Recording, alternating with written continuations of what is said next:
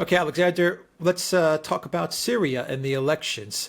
And 7 more years, I believe it's 7 years now that Assad will be serving as president again of Syria.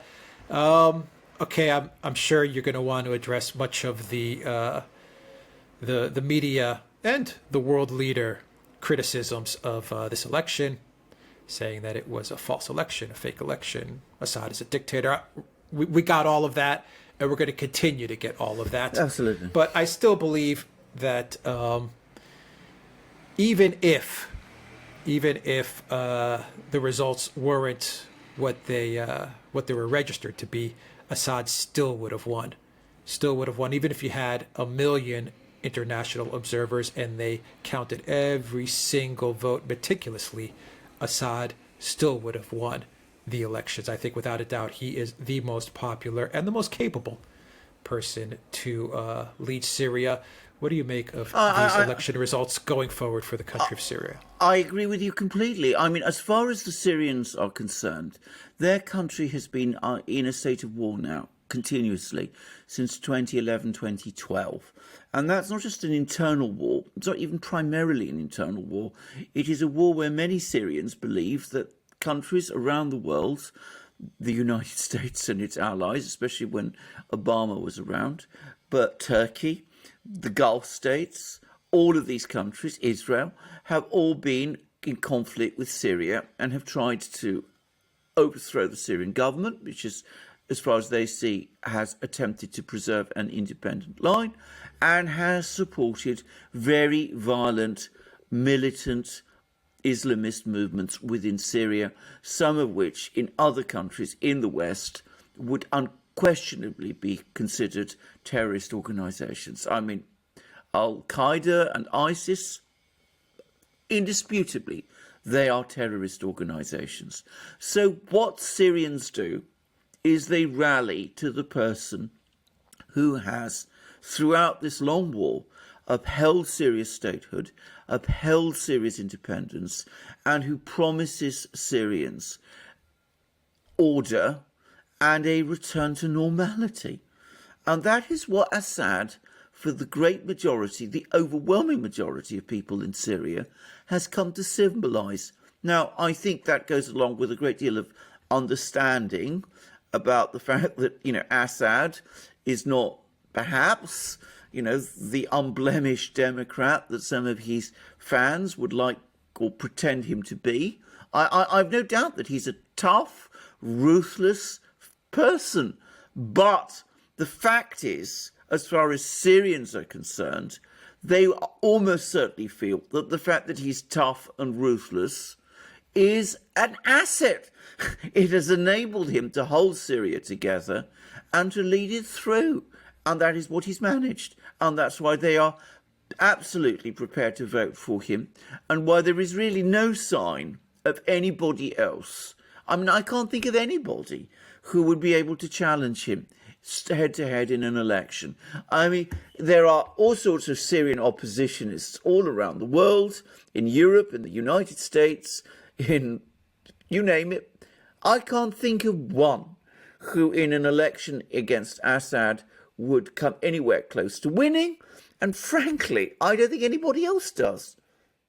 You're saying he is, without a doubt, all things considered, everything fair, he is without a doubt the most popular politician in the country. Absolutely. I don't think there's any doubt about this at all. I mean, it should be said, he has a very strong basis of support, which he always has done, among certain communities within Syria. I mean, the Alawites, the Christians, always people forget about the fact a lot of Christians in Syria, the Druze people, those sort of people support him. I mean, so that's always been there. But I get the sense that large proportion of the Sunni majority, I mean, not just a large proportion, I think a decisive majority of the Sunni majority in Syria has supported him also. I think he has mass support in all the major cities, in Aleppo, in Damascus.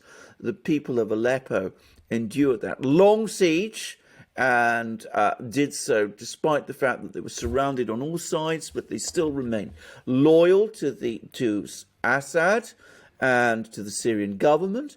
And I think this is true right across Syria. And I think that there's no question about it. Most Syrians support Assad as the one leader who they see as capable and able to hold Syria together and lead them through this crisis. If Syria were entirely at peace, if it was completely stable, if it had no external threats, if it was simply a question, of economics, who's able, to improve living standards in the short term because, everything is at peace and stable, well, then you can start to talk about a different kind of politics in Syria. That's not the politics Syria has. Assad has kept his nerve through all these wars. He's never fled, even when there were fighters literally within hundreds of yards of his palace, his presidential palace. He stayed there. He kept the diplomacy of Syria going. He never lost a single important diplomat. No embassy broke from him. The Syrian diplomatic corps continued to serve him. The Syrian army continued to serve him. The Syrian civil service continued to serve him because they saw him as the leader of the Syrian state.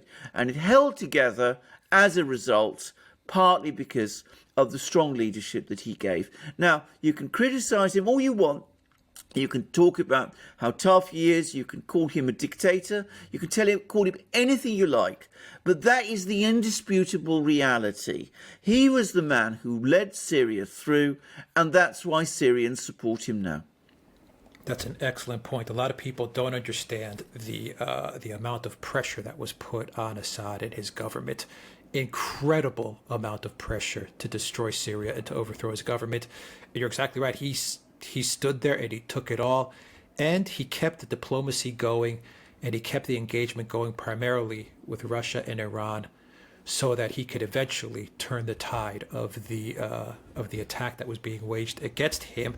Do you think his victory is going to be the first step towards full unification of Syria now? In other words, do you think they were waiting for this election to get it out of the way? Yes. When I mean Syria and Syria's partners. And now that the election is over and done with, now they can start to really mount a push on all fronts, maybe military, maybe diplomatic, backdoor negotiations, I don't know, in order to unite the entire country. I don't think there's any doubt about it. I mean, the first step they're going to do is they're going to push hard to develop the relationship with the Gulf states. I mean, Saudi Arabia has failed completely in Syria, and they now seem to be edging towards an acceptance of that. This election is going to crystallize that view, that the only way forward, if they're going to re-establish any kind of influence in Syria at all to counterbalance Iran, is by opening up embassies in Damascus and readmitting Syria into the Arab League. The moment Syria is readmitted into the Arab League, then all those forces from Turkey and the United States and, the Kurdish breakaway groups that are still clinging on in parts of Syria, at that time, at that moment, as far as the Arab League is concerned, they become rebels and they become occupiers of Arab land, and the pressure upon them there will be enormous pressure upon the foreign forces, Turkish and American, to quit, and for Syria to be restored under Assad's leadership, because that's the only way that peace can be brought back to that country, and that this critically important Arab country can be brought back to stability and order again. So I think this election opens the way to that recognition by the Gulf states, principally by Saudi Arabia, and to Syria's readmission into the Arab League. Egypt already backs it. The UAE apparently also does. Sooner or later, very soon I suspect, Saudi Arabia will come round. At that point it will happen, and at that point we will definitely be in the Syrian endgame. Final question, why did they go after Assad, in your opinion? And when I mean they, you can pick your countries, whether it's Obama, the United States, whether it's Israel, whether it's Turkey, whether it's Saudi Arabia, maybe all of them. What was the reason? Was it the man? Was it his leadership and his style? Was it his policies? Or was he just in the way?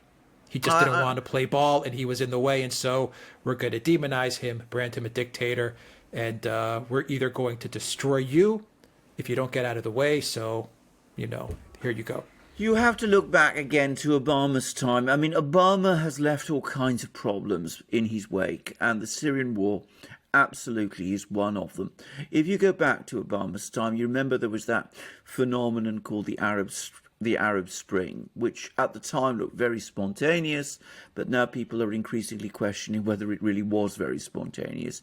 It looks as if that was a major attempt to reorder the Middle East in a kind of particular way, which suited Obama and certain people in the administration at Muslim that Brotherhood. time, Muslim Brotherhood, and bring all those sort of forces to power.